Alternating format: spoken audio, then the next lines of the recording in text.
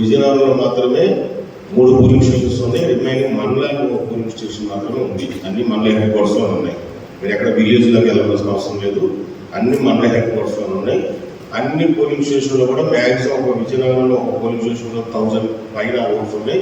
మిగతా అన్ని చోట్ల కూడా 200, 300, 500, 700 మ్యాక్సిమం ఉన్నది 700. సో చాలా చిన్న విషయం. మార్నింగ్ 8 గంటలకు సాయంత్రం 4 గంటలకు పోలింగ్ జరిగింది. ఇంతమంది ఎంతమంది మీలో ఎంతమంది మైక్రో ఆఫీస్లో పనిచేసే గతంలో ఉన్నారు కానీ మీకు అనుభవం ఉంది. నా ఎక్స్పీరియన్స్లో మైక్రో ఆఫీస్లో మీరు ఏం చేసే గతంలో నాకైతే తెలియదు. కానీ నాకున్న అనుభవం ఏంటంటే మీరు ఓన్లీ అబ్జర్వ్ చేయడం అంటే మీ పని. ఏ ఎలక్షన్ ప్రాసెస్ ఎక్కడో మీరు పెట్టడానికి లేదు.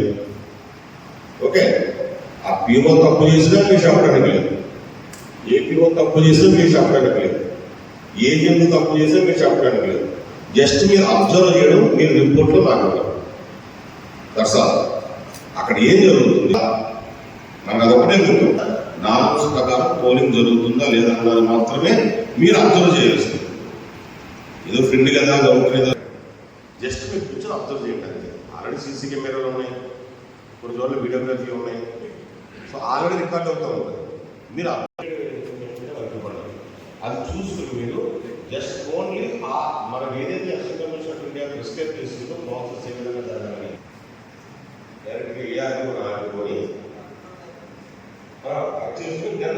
ఆర్టీఓస్ ఇచ్చేది. మీరు ఎట్లా బస్సు వచ్చి మన ఆర్టీఓ వస్తుంది.